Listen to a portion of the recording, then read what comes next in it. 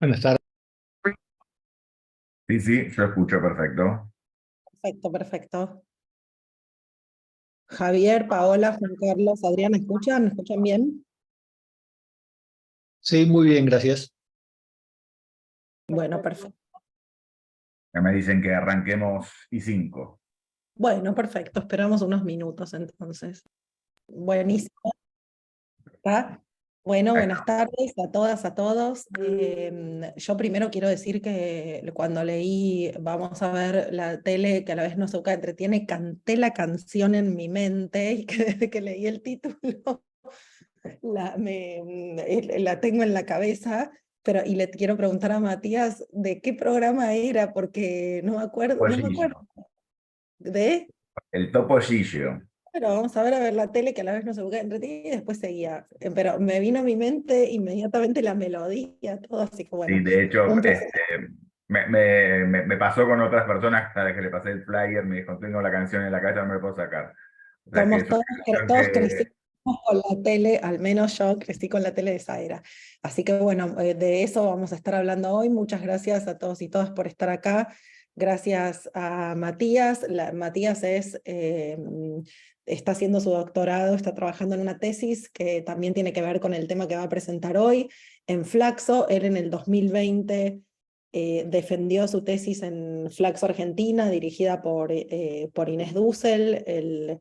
Esa tesis tiene un título distinto pero parecido al que voy a presentar, es Breve historia de un oxímoron, experiencias de la TV educativa en Argentina entre 1951 y 1989.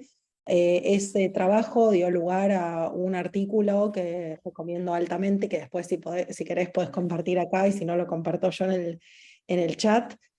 Súper interesante también sobre televisión educativa, que es un tema,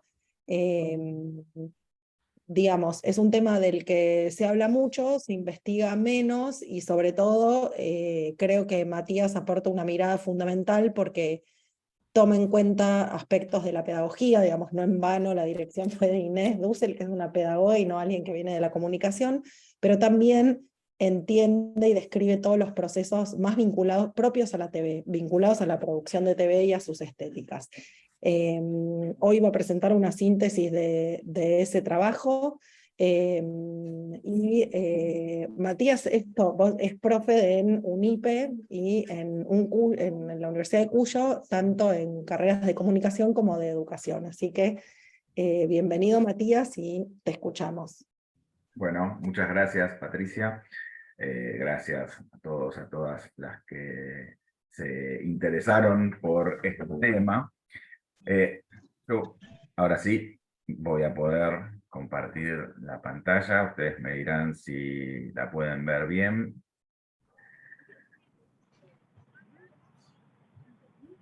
¿Se ve la pantalla? ¿La pueden ver? Perfecto. Bueno, es cierto, el título viene de la letra de la canción del Topollillo, eh, un programa que se transmitía por todo el continente. Después de esto decía, con café con leche y medialunas a la tele no la cambio por ninguna. Y después me enteré que en México decía, con café con leche y mantecadas a la tele no la cambio yo por nada. Así que bueno, fuimos varias generaciones de toda la región que vimos estos microprogramas del Topollillo. Un poco la idea, el recorrido de hoy va a ser intentar trabajar estos 5 puntos: la problemática para la construcción del objeto de estudio, algunos marcos para pensar el vínculo entre televisión y educación en la Argentina en el periodo que me interesa trabajar. Luego me gustaría ver o profundizar en 2 programas. Uno se llamaba Adelante Juventud y otro Telescuela Técnica. Seguramente el segundo les suena más a las personas que están aquí conectadas y terminar con con unas conclusiones y algunas comparaciones que me parece que son interesantes. Y por supuesto, un poco de tele de aquellos días seguramente podamos compartir. Patricia, te pido por favor que me avises a la hora, ¿no? Que si me extiendo mucho así no Dale, podemos perfecto, acotar Matías. Y a ahí te preguntas. pregunto, te hago una pregunta. Si a alguien le surge alguna pregunta en el momento, ¿puede levantar la mano y hacerla o preferís todo al final? No, no tengo problema si alguien quiere hacer Bueno, pregunta. Eh, perfecto. Hacemos esa dinámica entonces. Si a alguien le surge alguna pregunta o inquietud cuando está viendo algo, levanta la mano y ahí lo habilitamos. Bárbaro, perfecto. Bien. Bueno, en primer lugar, creo que uno de los principales desafíos que tuvo el trabajo fue justamente construir el objeto de estudio, pensar que podía llegar a entenderse por televisión educativa y las preguntas de investigación que un poco van a estar guiando también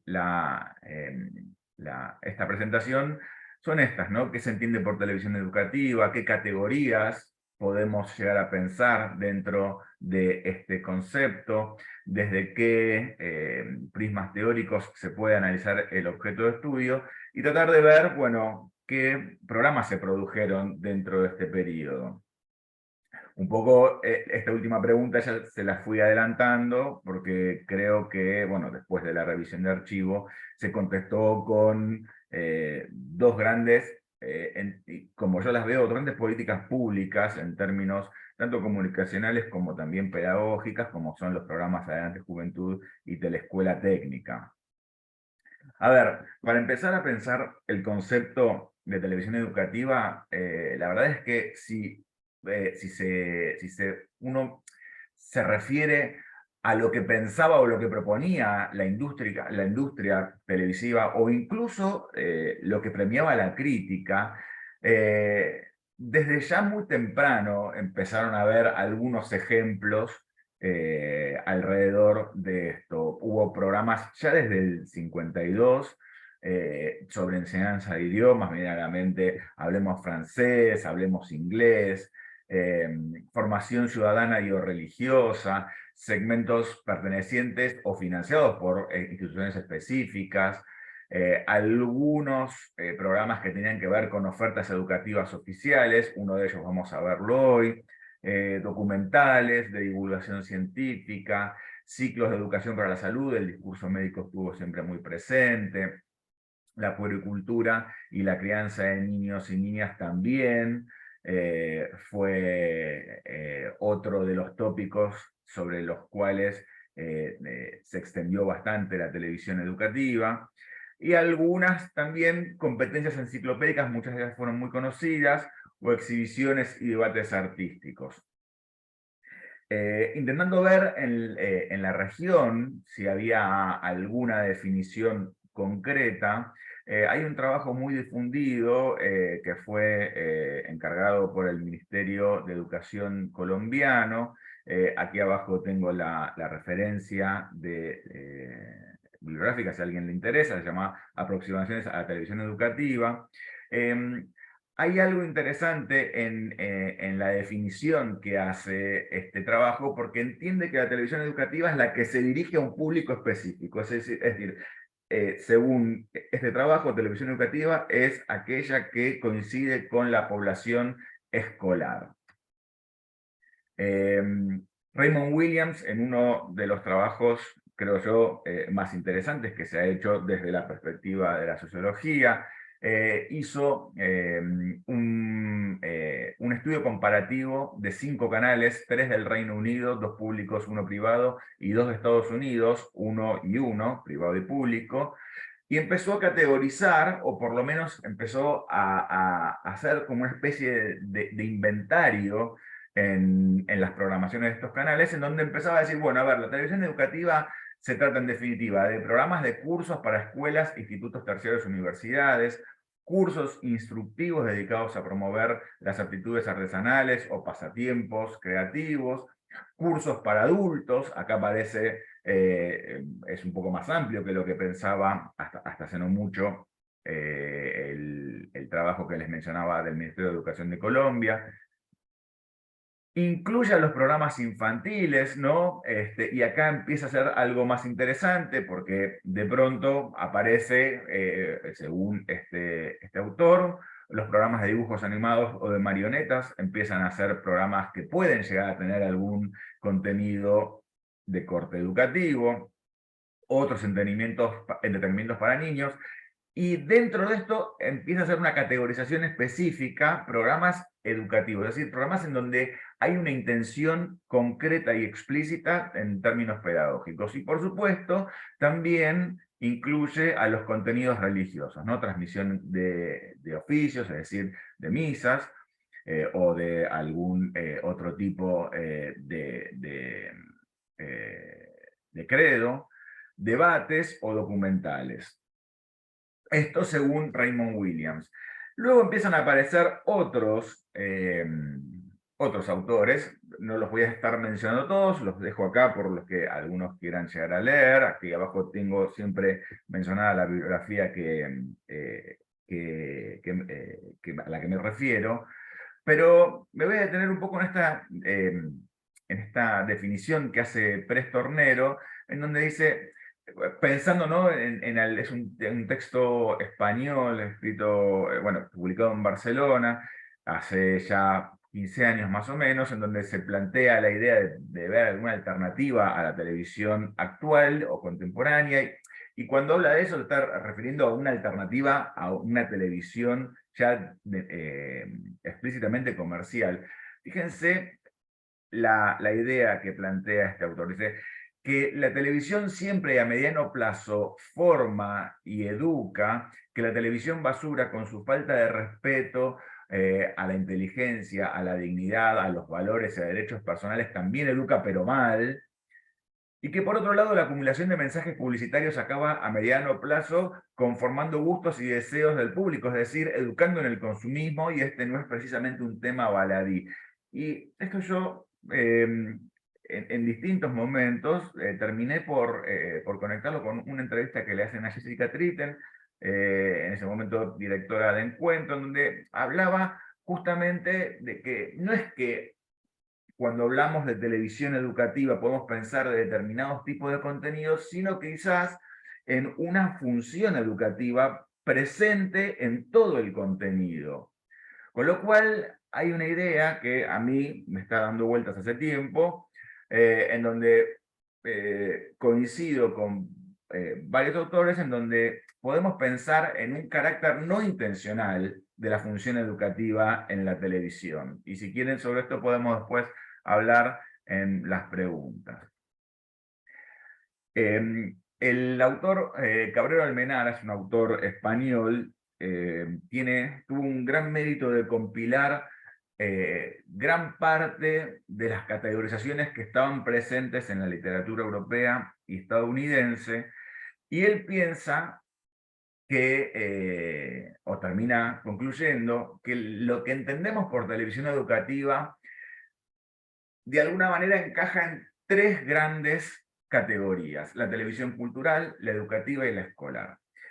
¿Qué es la televisión cultural? La televisión cultural, según estas compilaciones de Cabrera Almenara, son aquellos que tienen como objetivos prioritarios la divulgación y el entretenimiento. El perfil educativo se encuentra inmerso dentro del programa, no se requieren materiales didácticos complementarios y mantiene los formatos de la televisión comercial. La televisión educativa, propiamente dicha, dice que contempla entre sus propósitos algún tipo de interés formativo, pero sus principales intereses son el influir en el conocimiento, en gustos, en actitudes y en valores del espectador. Por último, hace una diferenciación de esta última, diciendo que existe la televisión escolar, y yo creo que esta característica, el nombre de esta categoría la toma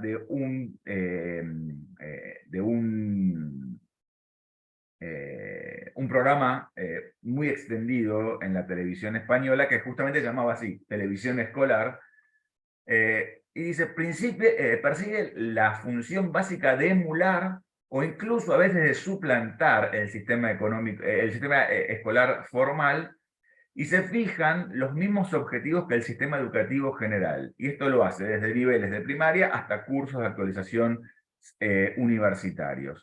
Y sus principios de producción provienen ¿de qué? De la didáctica y de las teorías del aprendizaje, a diferencia de otros que quizás se emparentan más con lo que es la televisión cultural, ¿no? En donde se mantienen acaso formatos más parecidos al resto de la programación. Yo voy a hacer sobre los marcos para pensar las perspectivas teóricas, voy a tratar de hacer un pantallazo muy veloz. ¿Desde dónde podemos entender o mirar teóricamente a lo que entendemos como televisión educativa? Podemos pensarlo como extensión de la forma escolar, en los términos en los que lo planteaba Dubet, ¿no? Pensando que la gramática común de la escolaridad ha demostrado ser notablemente duradera, pensando, ¿no?, en esta idea de tomando las ideas de Tiaki Kuban, justamente toman el concepto de gramática escolar, pero de alguna manera subiéndose al debate del fin de la escuela tal como la conoció el proyecto original de la modernidad, y dice, ojo, de alguna manera esto no solo no está muriendo, sino que de alguna manera esta gramática escolar, esta forma escolar, echó raíces en la periferia del sistema, en nichos especializados. Uno de esos nichos, nos preguntamos, es la tele.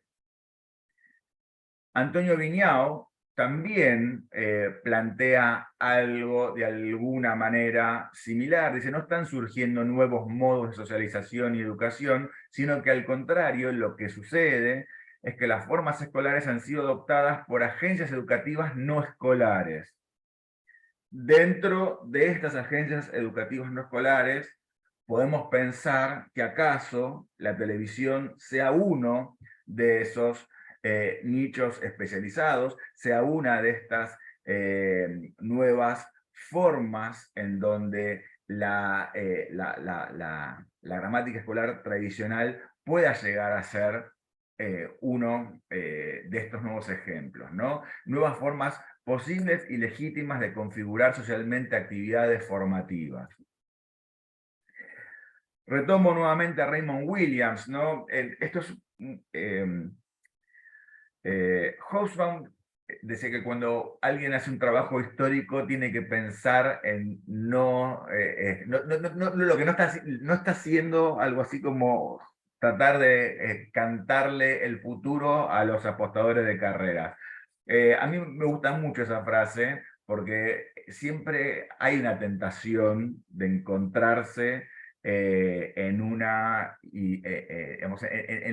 idea de tratar de estar dando explicaciones al presente o incluso claves para leer el futuro.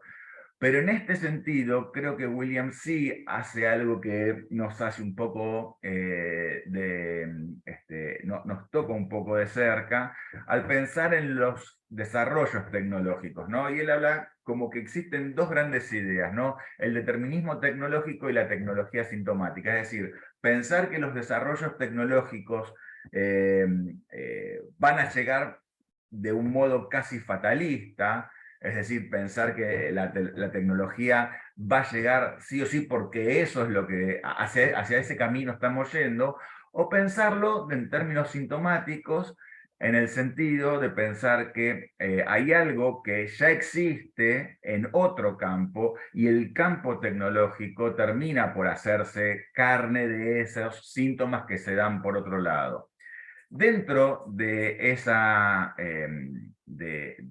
teoría, él desarrolla esta idea de flujo televisivo para entender a la televisión como una forma cultural. ¿Y qué es el flujo televisivo? Él dice, bueno, a ver, antes de que existiera la televisión, ¿nos informábamos acaso por medios gráficos. Y el medio gráfico presentaba la información de una manera tal que hay una jerarquía visual en donde nosotros podemos empezar a ver que arrancamos por un lugar, supongamos, todos sabemos que una hoja impar no es lo mismo que una hoja par, que la vista directamente va hacia un lugar. Esto cambia, dice, la forma cultural cambia totalmente en lo que es la televisión. En la televisión hay un flujo. El flujo, como nos va a decir Mirta Varela, es un consumo más parecido que abrir la canilla o prender la luz, que era el cine o el teatro. Esto es, se prende la tele, se prendía la tele, podemos pensarlo también, empezar a hablarlo en términos ya pretéritos, y lo que había fluía. Ese flujo, que también llamamos contenido, es el vínculo que Williams va a estar llamando como vínculo entre la tecnología y la forma cultural. Vamos a retomar esto cuando veamos los programas que nos interesa trabajar. También estuvo presente Pierre Bourdieu, su teoría de la violencia simbólica, ¿no? Pensando en los mecanismos de violencia simbólica específicos de la televisión, actualiza de alguna manera no actualiza, aplica su teoría de la violencia simbólica que desarrolló en la teoría reproduccionista, pensando exclusivamente en la escuela, y lo trae a la televisión. Y él va a decir, la televisión tiene algunos mecanismos específicos de violencia simbólica. Ocultar mostrando, este par conceptual en donde la industria televisiva siempre dice, bueno, yo lo que te muestro es lo que veo, lo que capta la cámara cuando la prendo. Y lo que te está diciendo Bourdieu es un poquitito más sofisticado. Te dice, sí, vos me estás mostrando, pero porque me estás mostrando, me ocultás algo. Sontag decía, enfocar es excluir, ¿no? Bueno, otros mecanismos de violencia simbólica que son muy interesantes, pero que creo que de alguna manera se vinculan con otros trabajos muy famosos del periodo que estamos viendo. Acá yo les pongo, por ejemplo, un trabajo de Bernard Matelard que se llama La cultura como empresa multinacional. El más conocido es para leer al Pato Donald de aquellos tiempos, pero fíjense un poco cómo hay alguna mirada que se emparenta con esta idea que plantea Bourdieu. El programa que está criticando Matelard es Plaza Sésamo, un programa que casi toda la literatura que trabaja en términos históricos o no tan históricos lo ve como decididamente educativo. Y él toma una frase del guión. Dice, los mecánicos son importantes porque arreglan bien los motores, aprenden los pequeños telespectadores según una rotunda definición que les proporciona ya en el primer episodio de la serie. Junto con el deletreo del vocablo mecánico, pues se les está enseñando a deletrear un fenómeno mucho más complejo que se llama división social del trabajo, ¿no? De alguna manera, es también es un prisma que necesariamente nos acompaña en algunas miradas. De todo esto quisiera concentrarme en Ramonet, porque también hay algo que uno entiende cuando analiza el régimen de visibilidad, ¿no? Como dice Silvia Serra, que ha publicado sobre televisión educativa en Editorial UNIPE algún texto muy interesante. Ella define al régimen de visibilidad como es una matriz particular de relación entre lo que se ve y lo que se mira, ¿no? De alguna forma pensar en qué cosas tengo yo a simple vista y qué detrás de eso.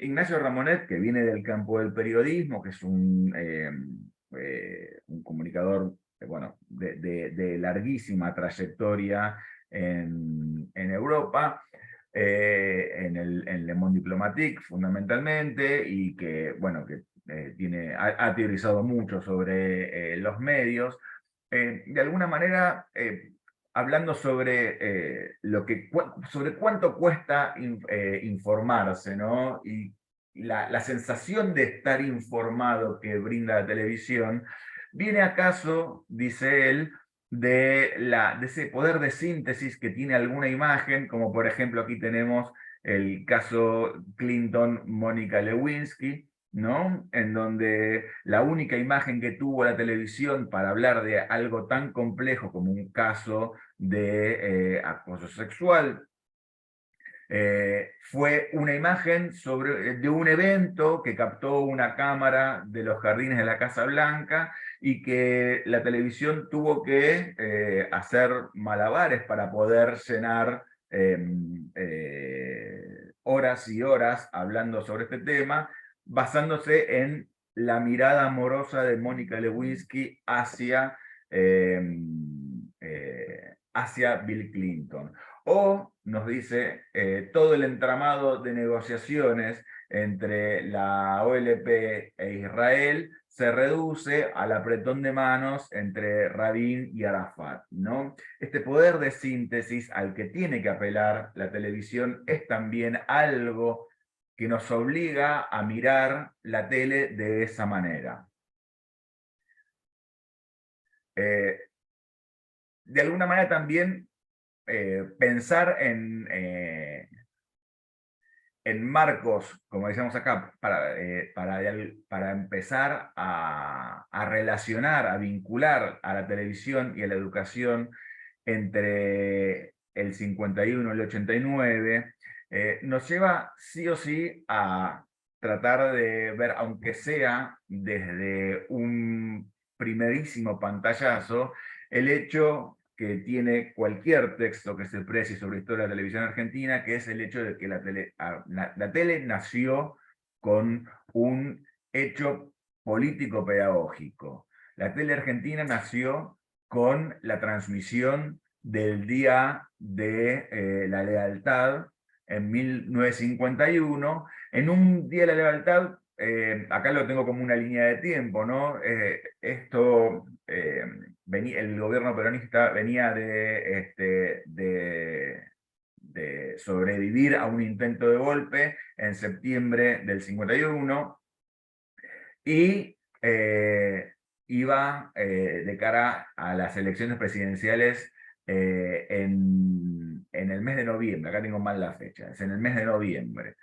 Entre esas dos cosas ocurrió la, eh, la inauguración de las imágenes televisivas con el discurso famosísimo de Eva Perón, que Mirta Varela lo caracteriza como un hecho político, propagandístico y pedagógico.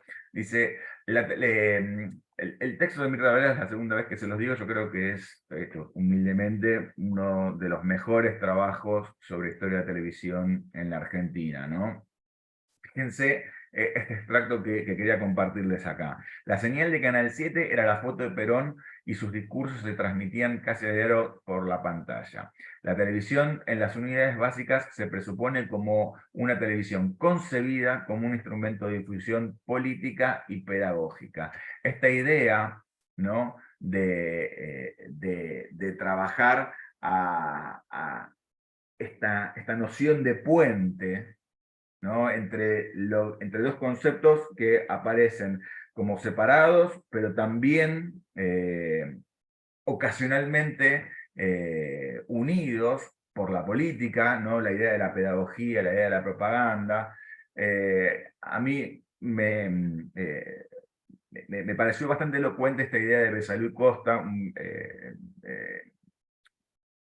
autor catalán, que dice, la conexión entre pedagogía y política siempre existió. La pedagogía en boca de los que se dedican a la política también significa a menudo retórica vacía. A veces la pedagogía se presenta como una especie de agua de Lourdes. Yo tuve que buscar qué era el agua de Lourdes, no lo conocía. Es un agua aparentemente curativa de una fuente francesa. Por último, sería una manera dulce de decir directamente propaganda. Hay algo de todo esto que nos va a estar también hablando en nuestra idea de televisión educativa, en nuestra categoría que les mencionaba anteriormente de televisión educativa. También cuando hablamos del contexto histórico de este nacimiento de la televisión y sus primeros años, hay algo que también estuvo presente y que también nos puede llegar a hablar de cierto presente, pero no quiero hacer grandes puentes hacia ese lado, que son los discursos de impugnación a la televisión. Estos discursos de impugnación yo los caracterizo en estos 4 puntos. En primer lugar, cierta apelación a la cultura culta, ¿no? A la alta cultura, las objeciones a la calidad de los contenidos, lo que yo llamo el discurso de los efectos, y por otro lado, la percepción del público por parte de la industria.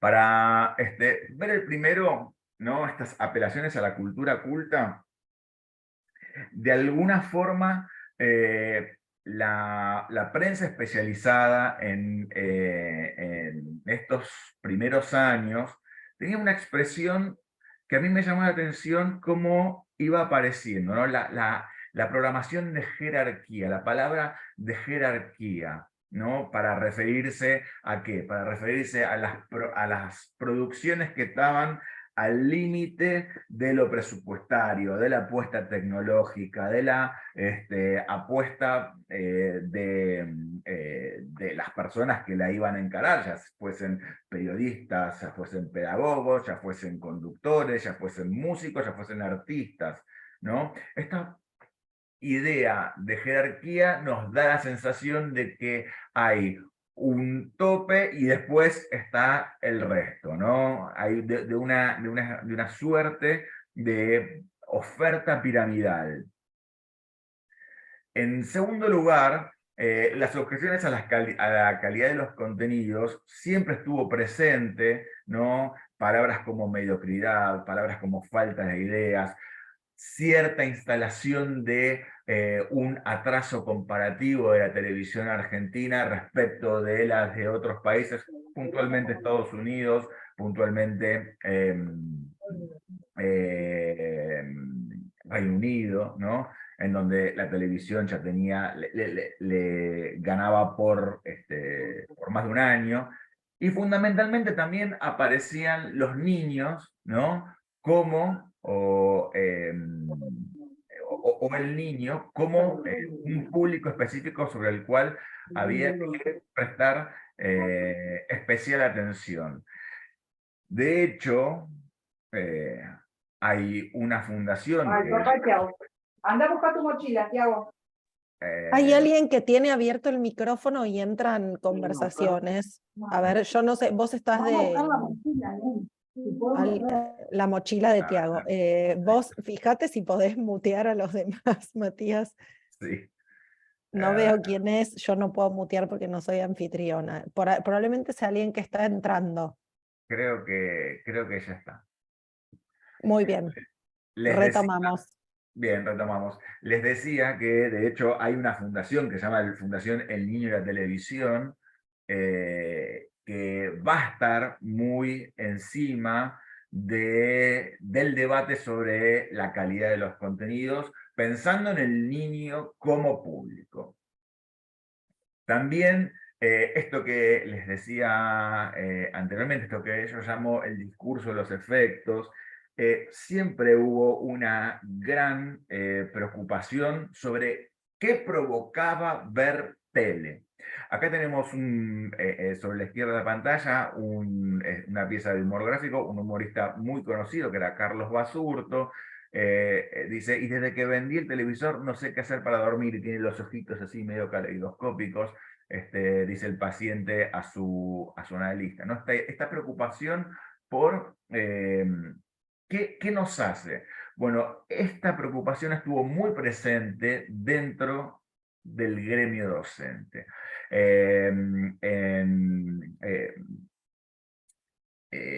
Dentro de los profesores, había una gran preocupación por temas como la televisión les da todo dado, todo servido, hay una comparación con la cultura escrita y leída, había cierta también impugnación al goce que proponían las imágenes, y no tenían el beneplácito de la educación o de la escuela o de los docentes, ¿no?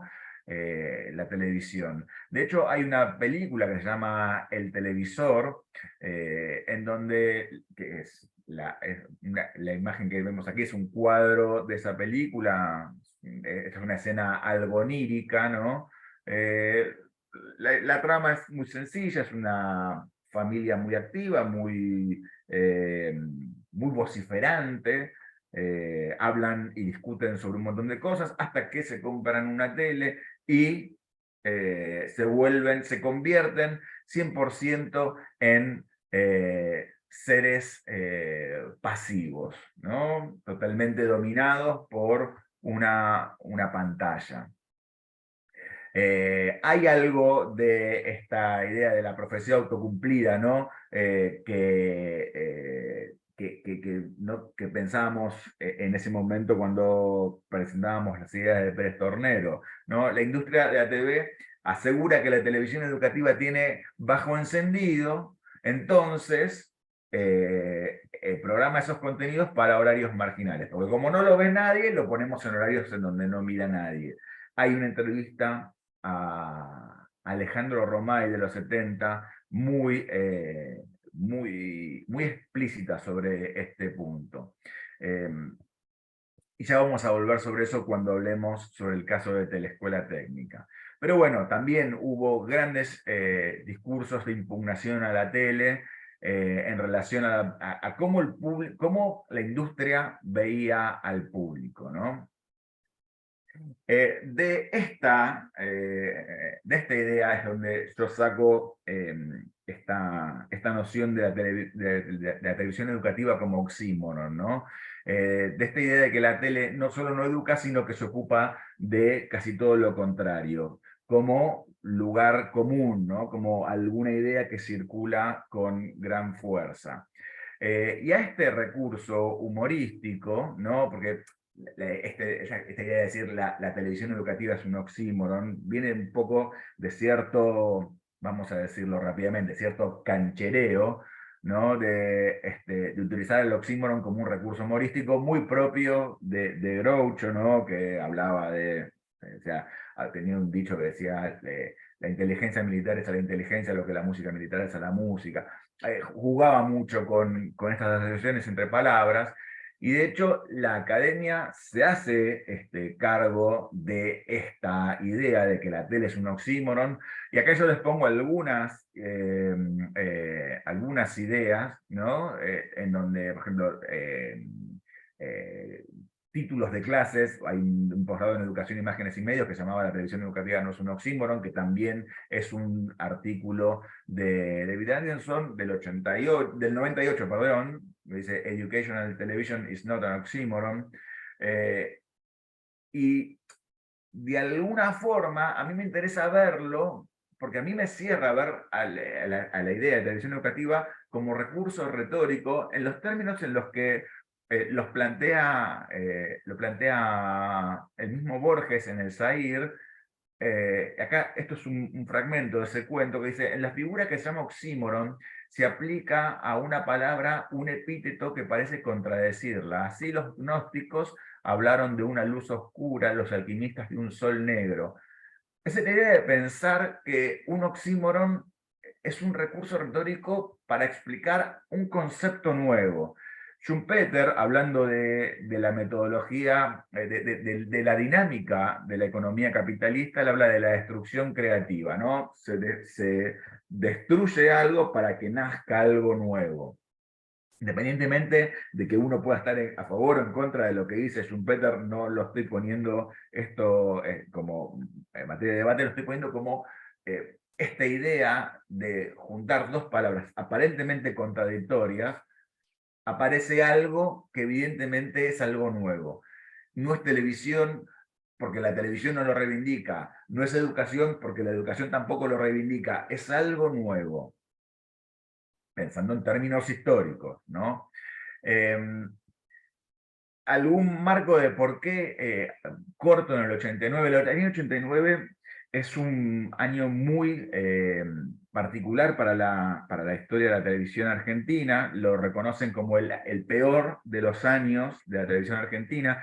Yo no sé las edades de las personas que están viendo esta presentación, pero los que peinamos algunas canas recordamos que el año 89 fue el año de los cortes de luz programados, y esto afectó mucho a la televisión en general, ¿no? A la televisión educativa, porque los canales estaban obligados a transmitir a partir de las 17, 18, hasta las 12 de la noche. O sea, la programación se les acortó un montón y tuvieron que hacer un gran recorte de programación. Eso le trajo grandes recortes de ingresos publicitarios que migraron hacia la radio y la prensa gráfica. Y además fue el último año antes de las grandes privatizaciones que de alguna manera reconfiguran a la industria televisiva de otra manera. El año anterior, el 88, es el último año, después de 26, que sale Teleescuela Técnica. 26 años. Es algo que hoy parece impensado, ¿no? Y además, como decía Gramsci, ¿no? Las crisis es el momento en donde lo viejo no termina de morir y lo nuevo no termina de nacer, y en el interregno nacen los peores monstruos. En el 88 surge Cablín, y Cablín, desde la idea que les voy a proponer revisar, sobre todo con Adelante Juventud, me parece que tiene una nueva concepción de público, un nuevo público imaginado. Lo que les voy a los que les voy a compartir, entonces, son, después de esta, creo que necesaria idea que tengo yo de transparentar desde dónde miro yo al objeto de estudio. Con la televisión cultural no nos vamos a meter. Hay muchos estudios que trabajan algo de esto y que tienen que ver con los usos de la televisión o imágenes televisivas en el aula por parte de docentes. Son muy interesantes. A mí me interesa trabajar las dos categorías siguientes: la de televisión educativa y la televisión escolar, con dos grandes ejemplos que, insisto, yo los considero dos grandes políticas públicas. Uno es Adelante Juventud y el otro es Teleescuela Técnica, cada uno dentro de la categoría de televisión educativa o escolar que propone Cabrero Almenara.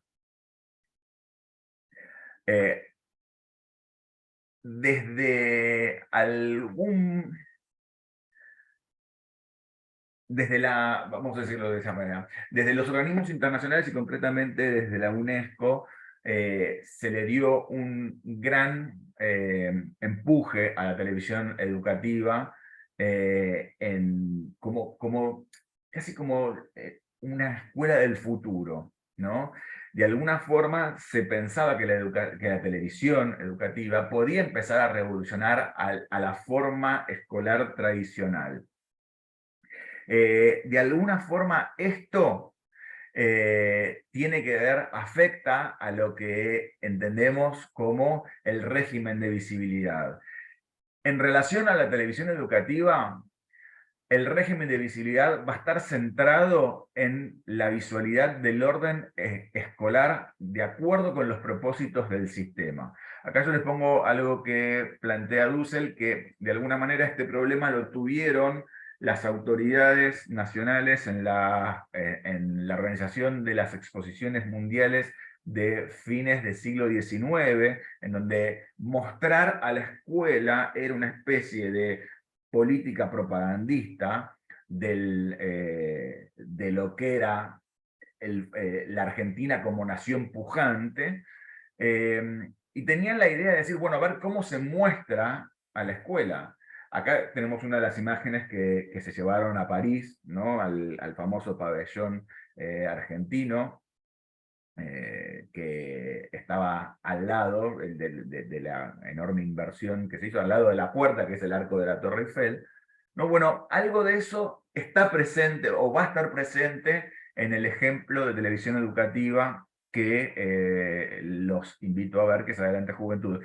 En cambio, el régimen de visibilidad en la televisión escolar va a estar concentrado en la escenificación de aquello que en realidad era una clase tradicional. Es decir, Alicia Camiglioni, que fue una telemaestra, así se llamaban, en una entrevista me lo dijo, lo que se proponía era poner una cámara desde la perspectiva de la mirada de los y las alumnos y alumnas.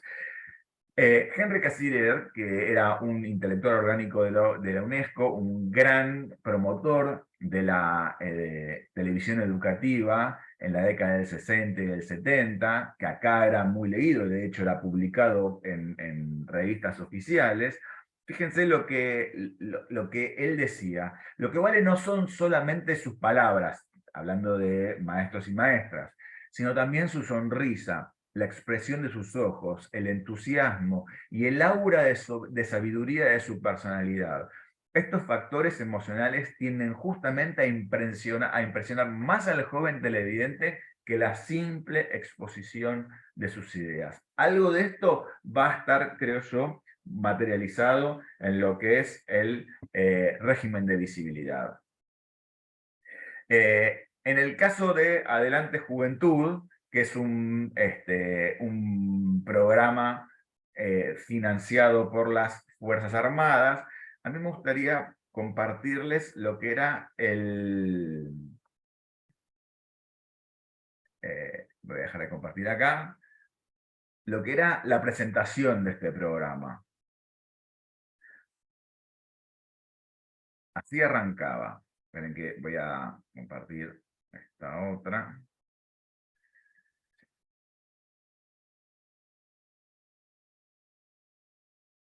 Esta es la presentación del programa.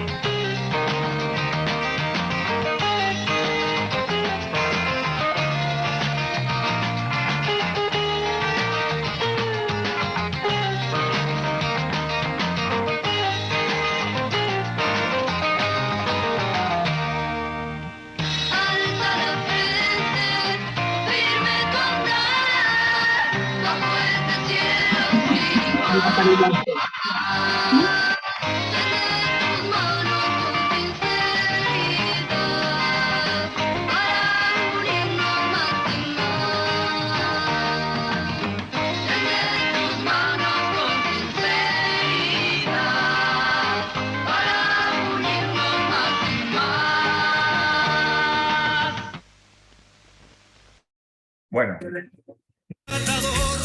acá se fue el algoritmo para otro lado.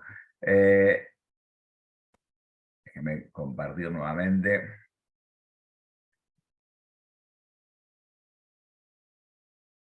¿Están viendo? ¿Se ve la pantalla de...? No, se ve YouTube. Te quiero avisar que son 7 menos 7. Vale. Bueno, ya voy a estar.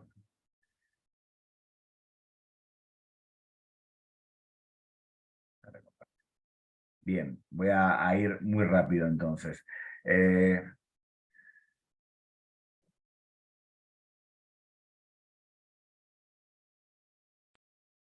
Adelante Juventud, como vimos, es un proyecto de las Fuerzas Armadas que tiene como objetivo, ni más ni menos, tratar de meterse en lo que es la lucha por la juventud, ¿no? La juventud como digamos, como un terreno de disputa, en un momento en donde quiero buscar una publicidad. Fíjense lo que era la televisión los programas para jóvenes tenían que tener el nombre Juventud dentro del programa, perdón, dentro del nombre del programa, tenían que estar muy asociados a lo que era la música. Fíjense, programas que se llamaba La Juventud directamente, o Peña Juvenil, o Ritmo y Juventud, o Jóvenes Concertistas. Era en algún momento en donde, si lo vemos desde la teoría reproduccionista, la prensa se preguntaba qué haría si su hijo fuera hippie, ¿no? Y frente a eso, las Fuerzas Armadas, en un programa que duró, ya les digo, casi 14 años, le proponía ver la vida de un paracaidista, o nuevamente, ¿no? En un festival que hubo en el año 70, ¿no? Que se llamaba, bueno, le pusieron en la revista 7 Días Ilustrados, Hippies Go Home. El programa Adelante Juventud proponía, por ejemplo, la presencia de jóvenes que tenían un grupo coral, ¿no? Esta idea de meterse en esta lucha por la construcción de un concepto en pugna como era la juventud. Bueno, yo creo que es algo de lo más ignominioso que tiene la historia de la televisión argentina, que es una charla en donde el gran maestro espiritual es Galtieri, un año antes de mandar a esta generación a la guerra de Malvinas, ¿no? Pero hablando de lo que es ser, ser estar comprometido con la patria, ser mujer, ser un padre de familia, estudiar. Él se presenta incluso como un padre de familia, en ideas que yo asocio mucho con algunas cuestiones que de alguna forma, por ejemplo, Durkheim, cuando se saca el traje de sociólogo y se pone el de ingeniero social en la educación moral, dice, lo importante ante todo es que la autoridad que él debe comunicar, no el maestro, cuyo sentimiento debe comunicar, lo sienta el maestro realmente presente en él. Hay una idea de pensarlo en términos de flujo, es decir, desde dónde, en dónde iba dentro de la programación, Adelante Juventud, y bueno, iba entre periodísticos que trabajaban temas serios, algunas teleescuelas que tenían alguna versión dominical, porque este programa salía los domingos, entre competencias culturales, en programas referidos al culto católico. Esta idea de flujo nos hace pensar un poco en esta idea del público imaginado, lo que Humberto Eco llamaba el lector modelo. Bueno, yo como lo veo, la idea de este programa era un encuentro generacional en la pantalla. Es la idea del padre sentado junto con su hijo, mostrándole de alguna manera lo que es la vida de estos valerosos señores, estas valerosas personas que están haciendo cosas por el país. Era un programa que tenía, incluso siguiendo con el registro, este régimen de visibilidad, tenía segmentos musicales intercalados con, por ejemplo, la historia del tanque, la historia del tanque, y pensando en el tanque argentino mediano, que fue un tanque que se promocionó mucho durante la última dictadura. Ideas religiosas muy presentes. Hay un chiste de Mafalda que a mí me hace pensar mucho en esta idea de esta mirada de cierto padre que recuerda con mucha nostalgia y humor, una vida de aventuras, ¿no? Que se pasaba en el servicio militar obligatorio. En fin, estas ideas que yo entiendo que son imágenes para este encuentro generacional en donde el padre refrenda frente al hijo el contenido, es decir, de alguna forma una y otra, entendiéndolo como público imaginado, una y otra generación miran y discuten, ¿no?, el contenido que así se ve, independientemente de que así haya sido, ¿no?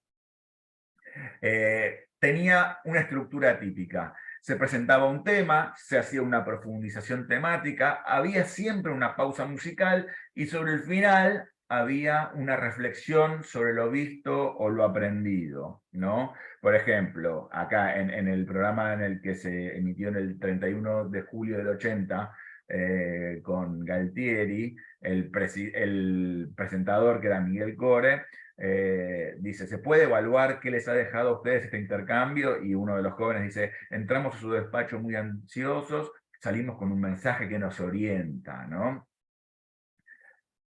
Y los números musicales que tenían eran realmente buenos, ¿eh? El programa estuvo desde el 73 hasta el 83, y abarcó temáticas muy vinculadas a 4 grandes periodos. En primer lugar, lo que entendemos como el desarrollismo autoritario, ¿no? En donde se presentaban, por ejemplo, contenidos como la función de conectividad que le daba la aerolínea LA de Líneas Aéreas del Estado, también con la idea de desarrollismo del gobierno de entre el 73 y el 75, el gobierno peronista.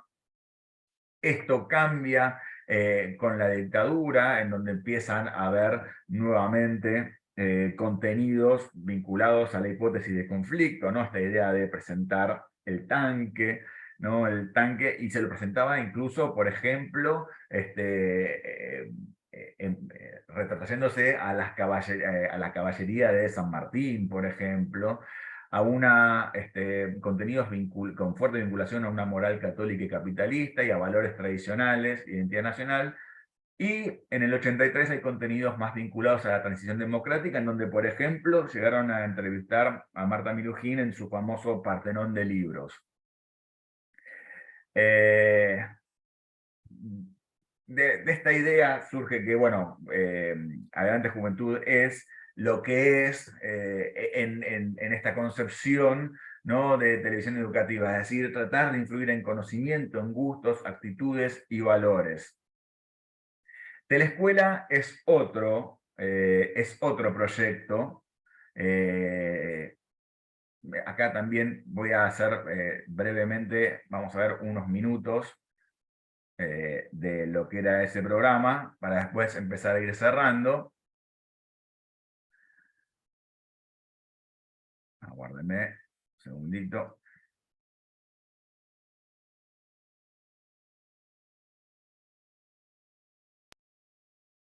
Vamos a ver 2 minutos y medio de lo que era la presentación que hace un profesor y después lo ponemos en contexto.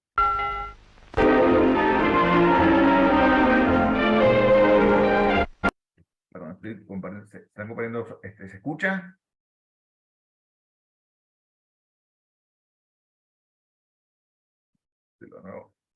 No.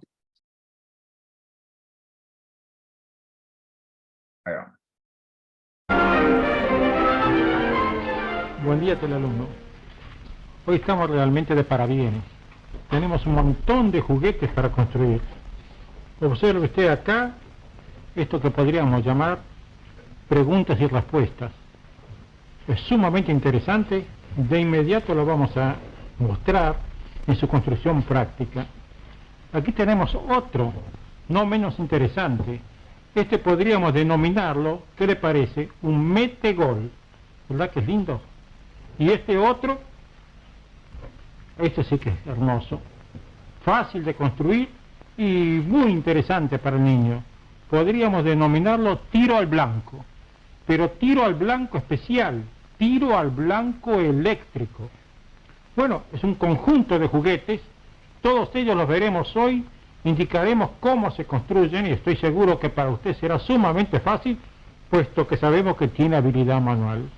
Pero todos estos juguetes, a pesar de ser tan distintos en su apariencia, todos ellos tienen el mismo circuito eléctrico. Sí, el mismo circuito eléctrico. Este circuito eléctrico que aparece en forma simbólica en el pizarrón. Hasta ahora habíamos visto juguetes basados en este circuito. Por otra parte, sumamente sencillo. Una lamparita, un juego de pilas, una o más, y una llave o interruptor que podía tener diversas formas.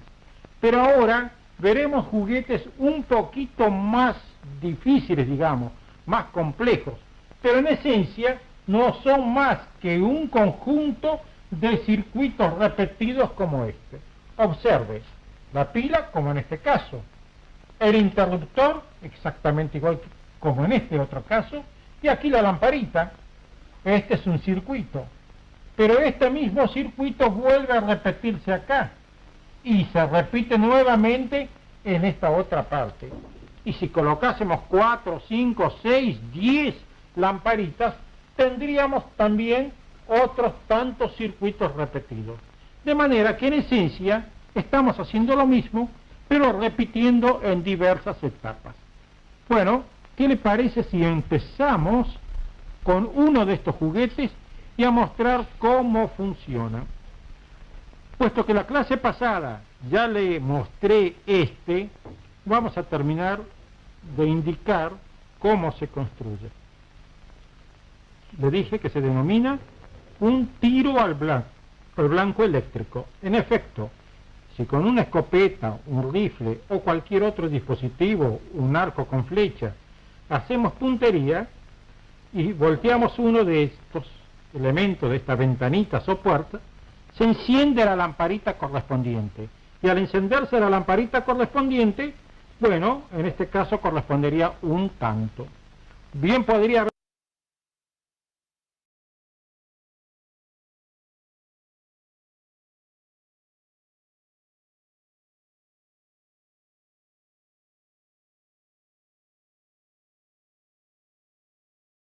Bueno, yo lo vería todo el capítulo este, pero la verdad es que también nos está corriendo un poco el tiempo. Yo lo encuentro maravilloso por varias cosas, principalmente porque existe. Quien haya trabajado con imágenes televisivas sabe el problema que es trabajar con archivo de aquellos años. Eso es solo todo un logro. En segundo lugar, habrán visto que dice archivo de film, con lo cual es un archivo privado, y eso también habla mucho de la política de conservación de imágenes televisivas que tuvo la Argentina.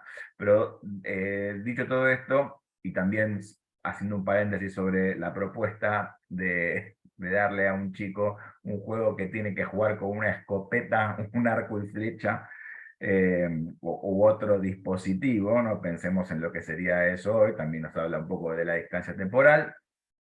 Lo importante que me gustaría dejar en claro algunos puntos bien concretos. De la escuela técnica era una escuela.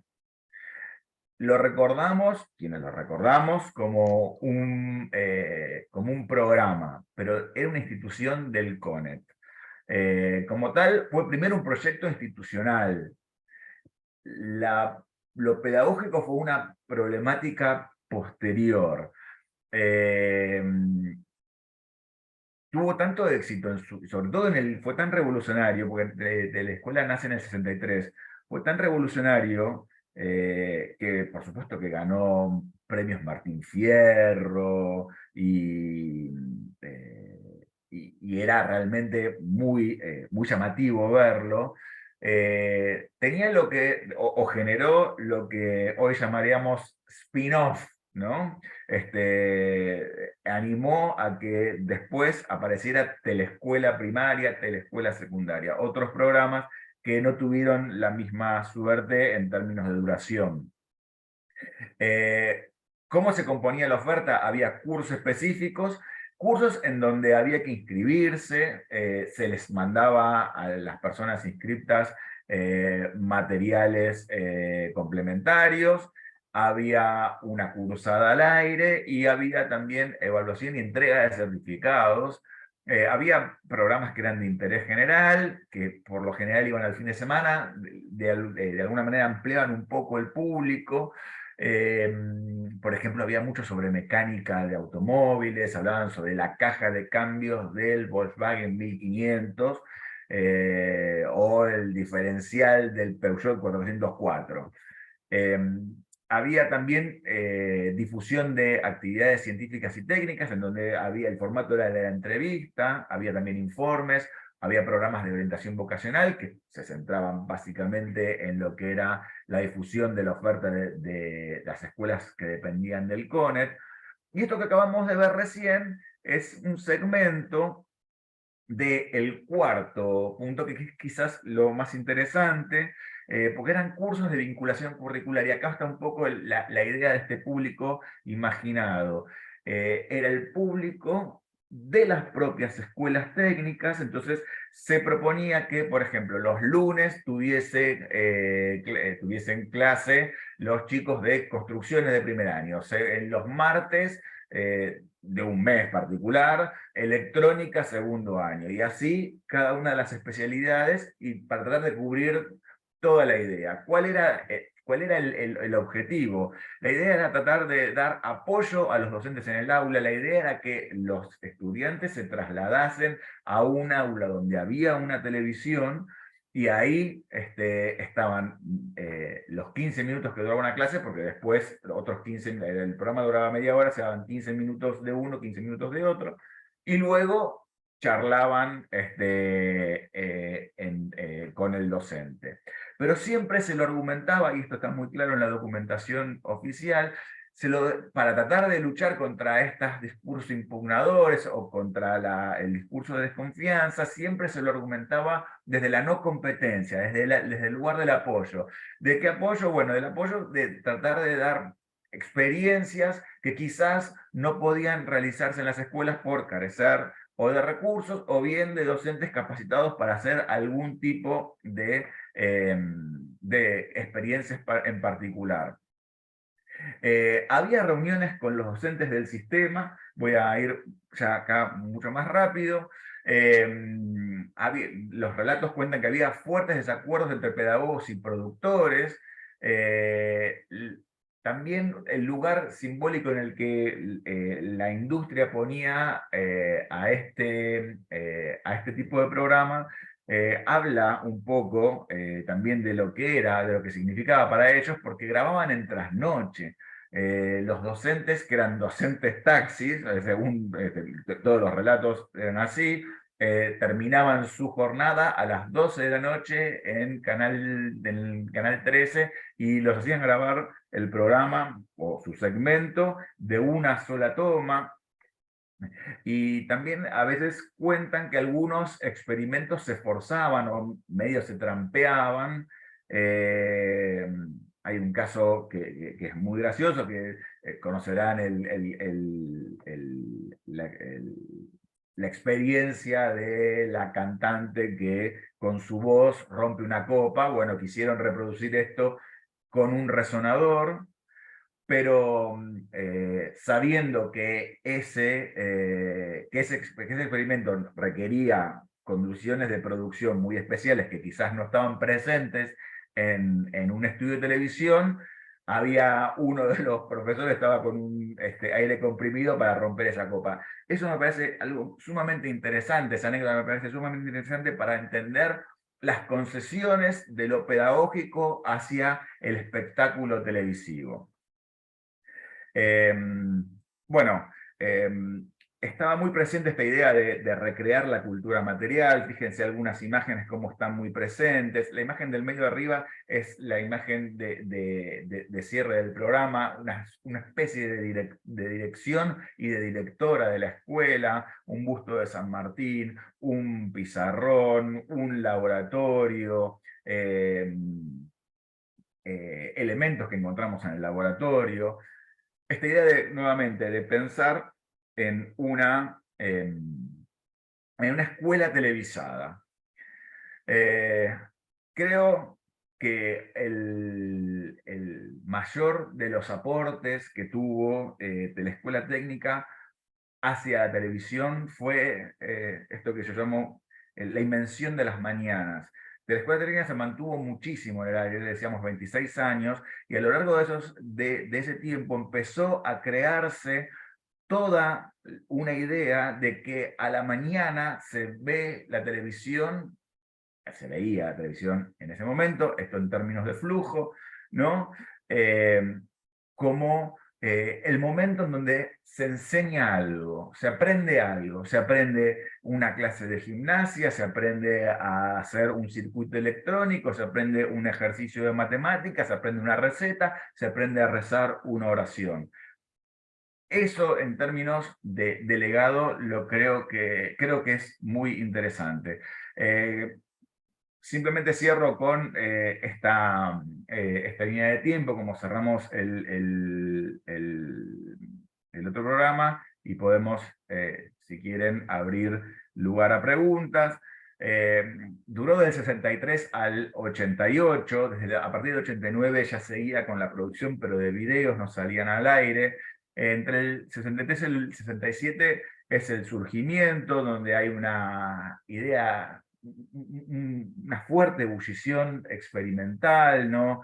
En términos de equipo, están los premios Martín Fierro, que lo empiezan a hacer como una propuesta televisiva muy particular. En el apogeo de la propuesta vemos cómo se expande, como les decía, hacia otros niveles, a la primaria, por ejemplo. Hay un interés muy fuerte y hay un impulso muy fuerte por parte no solo de los distintos gobiernos, sino también por parte de organismos internacionales, principalmente por la UNESCO. Coincide también con una fuerte penetración de la televisión en los hogares. Y entre el 76 y el 88 encontramos el momento del declive de la propuesta original, en donde empiezan a un poco medio a sacárselo de encima de un canal a otro. Empiezan a haber otras propuestas no oficiales en otros canales, con el mismo proyecto.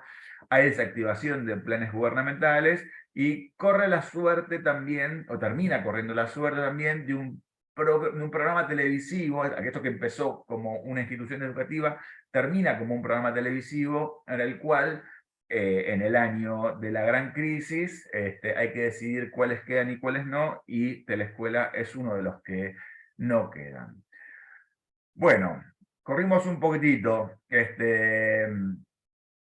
Es interesante también cómo se los veía, ¿no? Se los reconocía como dos programas que se alejaban un poco del formato en su momento, ¿no? Cómo se los valoraban, se alejaban del formato comercial, y también es interesante cómo se los evoca con posterioridad a ellos, ¿no? Hay un foro del nacionalista que el administrador, que pone su avatar con una foto de Onganía, define el programa Adelante Juventud como un programa emitido durante el gobierno del teniente general Jorge Rafael Videla. Esto es falso, también fue durante otros dictadores posteriores y anteriores. Y fíjense, dice, con el fin de educar en valores patrióticos y cristianos, y con un fuerte apego a las Fuerzas Armadas de la Nación, a la juventud de nuestro país de la época. Bien, y es muy, quizás incluso más conocido en términos generacionales, la versión que el programa Cha Cha Cha hizo de Telescuela Técnica, donde hubo un gran esfuerzo por reproducir la cultura visual, el régimen de visibilidad del programa. Bueno, Cierro acá y quedo entonces atento a las preguntas. Yo les agradezco muchísimo la atención que han prestado a mi trabajo. Y bueno, si alguien quiere hacer alguna pregunta, por supuesto, estamos en el momento para hacer eso. Yo voy a dejar de compartir acá la pantalla y en todo caso ya nos podemos ver todos y todas. Aprovecho para tomar un poco de agua. Buenísimo, gracias Matías. Bueno, abrimos el espacio para quien quiera preguntar. Pueden preguntar directamente o pueden levantar la manito. Algunos están con cámara. Bueno, Juan Carlos nada más está con cámara, los otros están con la cámara apagada, pero si no, abran el micrófono y pregunten nomás.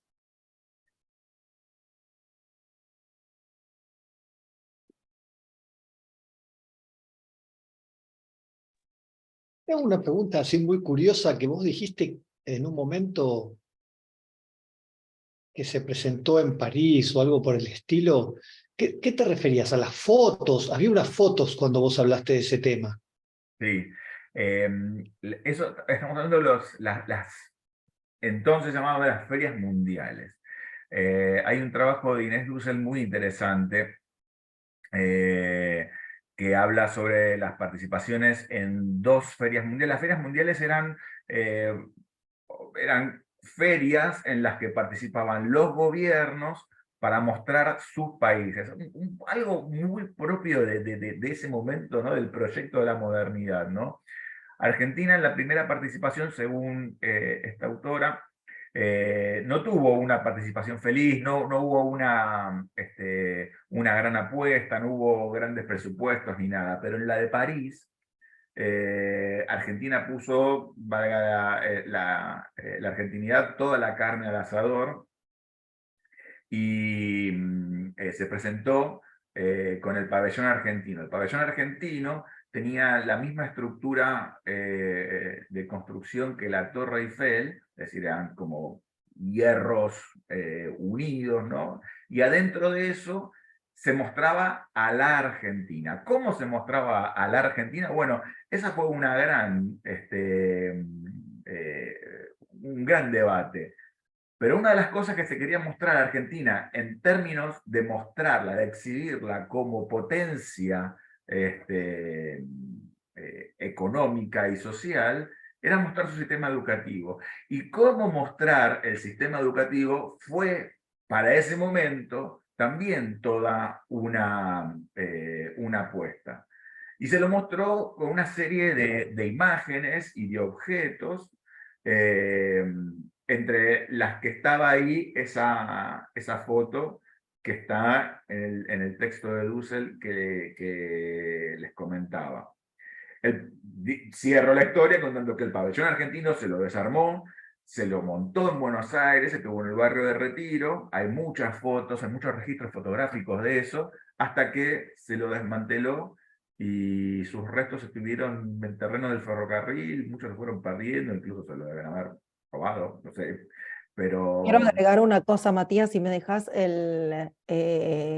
las fotos que se prepararon en las escuelas para llevar a esta Expo Universal en París, estaban hiperproducidas, o sea, iba un así como existe la tradición escolar de llevar al fotógrafo a sacar la foto del año escolar, esta fue una producción especial, son fotos hermosas, hiper producidas y trabajadas con todos los niños o las niñas mirando al mismo lugar, impolutos, mostrando, digamos, las bondades de la escuela argentina.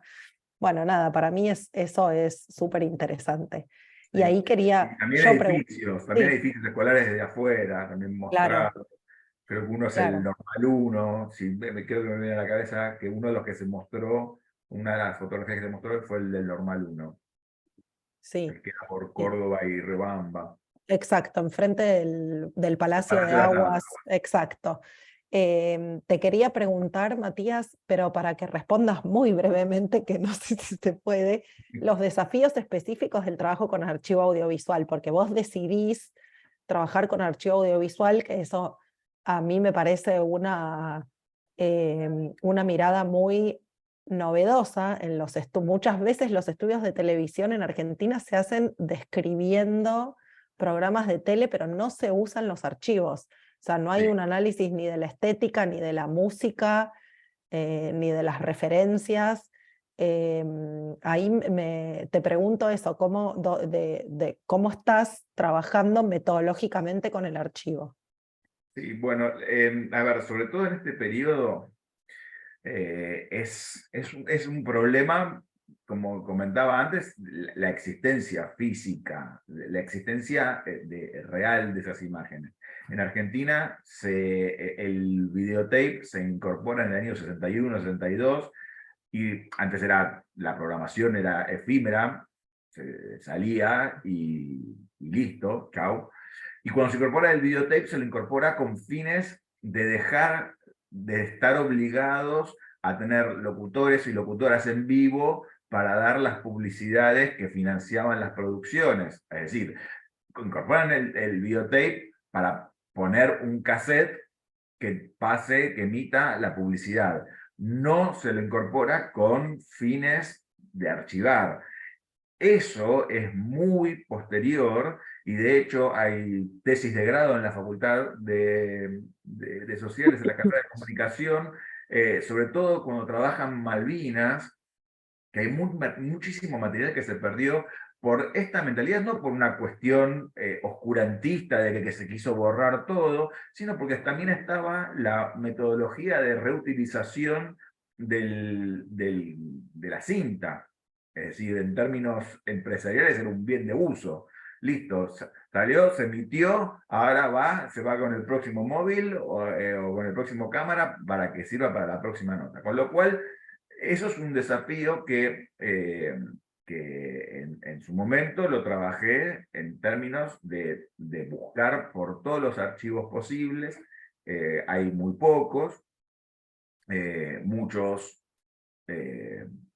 piden dinero para poder acceder al material o a una copia. Y en el periodo que estoy trabajando ahora, que es del 90 al 2005, ya hay un poco más, hay una cierta revalorización de lo que es la imagen televisiva del pasado, también gracias a que hubo programas televisivos que empezaron a mostrar a la televisión como metacontenido, ¿no? La televisión que mira la televisión, el archivo pasó a tener otro valor, pero sigue siendo también un desafío en algunos terrenos, como por ejemplo el cable, ¿no? Me interesa ver, en los años 90 ya el cable tenía una penetración bastante fuerte, y había programas de televisión educativa en el cable, y es un poco más difícil, con lo cual es una tarea casi de arqueología, ¿no? Hay que minar archivos, recorrer los archivos públicos. YouTube es hoy un archivo, ¿no? Las redes sociales son archivos. En las redes sociales hay muchos fanáticos de tele vieja que suben fragmentos, con los cuales se puede establecer esta comunicación como para conseguir la programación entera, pero es una tarea de encontrar archivistas que lo hacen por hobby, que no es su trabajo, o, bueno, está el caso, sino también el más famoso, que es el que vimos acá, que es el archivo DIFILM, que son los hijos de un periodista televisivo que fue haciéndose de material porque él le gustaba hacerse de eso, y hoy tienen el archivo televisivo argentino, uno de los más importantes, incluso quizás compitiendo o mejor que los propios canales, incluso Canal 7, que bueno, Canal 7 también tiene todo un tema sobre la política de archivo, pero no me quiero extender sobre eso. Pero bueno, hay algunas entrevistas que le hacen a los dueños de este archivo, a quienes lo manejan, que cuentan que, por ejemplo, el físico, primero, no lo tienen todo catalogado, segundo, lo tienen en 2 casas NN de Florencio Varela, que no revelan dónde están por una cuestión de seguridad, y que incluso llegaron a tener una oferta del Congreso de los Estados Unidos para comprarle todas las existencias, con lo cual siempre me pregunto si el Estado argentino no debiera hacer algo urgente para... Sí debiera, pero bueno, para, esto no porque está en si nosotros. lo quiso comprar el Congreso de los Estados Unidos, la Biblioteca del Congreso de los Estados Unidos, que es una biblioteca muy importante, multimediática por supuesto, creo que debería ponerse a salvaguarda ese material que es parte de nuestra historia, y que cada vez más empezamos a valorizar, o a valorar, perdón, la imagen televisiva como documento, teniendo en cuenta que no es una competencia contra la cultura escrita, es simplemente otra fuente. Ujú. Buenísimo. Bueno, ¿alguien quiere hacer alguna otra pregunta o comentario?